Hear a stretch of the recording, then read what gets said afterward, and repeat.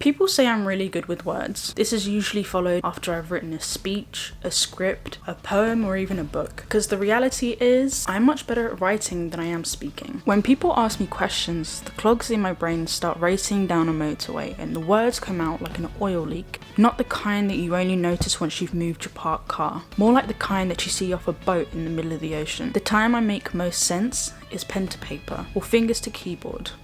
I'm good with my hands. My hands allow me to filter out the shit that my brain can't. And when it's done, it either sits there or I allow it to bloom. And always, my hands are the filter. The clogs in my brain need consistent maintenance. And even then, when my mouth opens, it leaves people confused. And what they don't know is that my mind has already sped through 5 different conversations and I'm already on a new thought, which my throat cannot filter. Sometimes those words burn like acid reflux. Sometimes they taste like water during thirst. Sometimes it sounds like rain when I'm just trying to nurture the earth. The clogs often make sense. Other times they don't line up at all.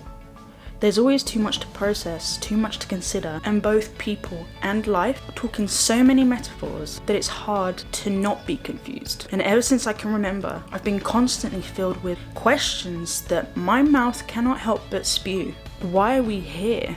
Where are we going? What's your favourite food? What do you think the meaning of life is? Why aren't people more ambitious? Do you know life's really short? How come racism exists? Why hasn't world hunger been resolved yet? Does this mole look big to you? How can I be sure it isn't appendicitis? Does the metal in cans leak into food? Why do we have hair on our toes? How can you be sure there aren't any aliens? Most of these questions always seem difficult to answer.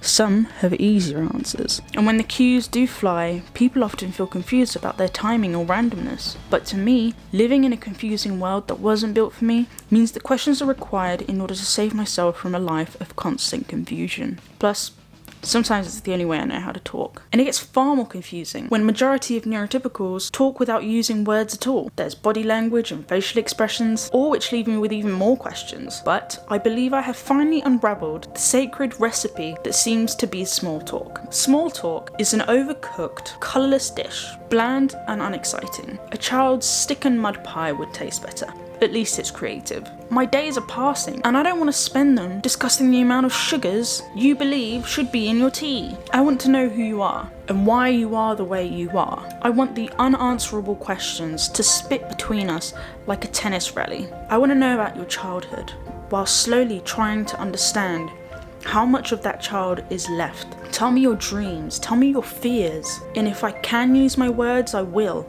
But if I can't, then understand that it isn't a lack of wanting. And if I stutter, mumble, or skip a word mid-sentence, just know that I'm trying. There are moments when the days have been long and my mask has peeled off. When words no longer flow.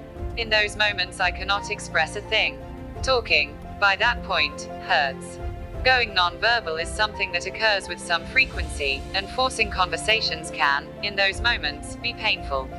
If I could use my hands for each and every conversation, then people might not call me blunt. People could see that I'm much smarter than I sound. People would understand me better. And people would be able to see the far more philosophical side of me. Because my hands are never numb, my hands could talk for hours. My hands can compose my thoughts so eloquently that you'd believe it was my native tongue. My hands are better filters than my mouth could ever be. And my hands slowed down the clogs to such an extent that I almost feel completely in sync with myself.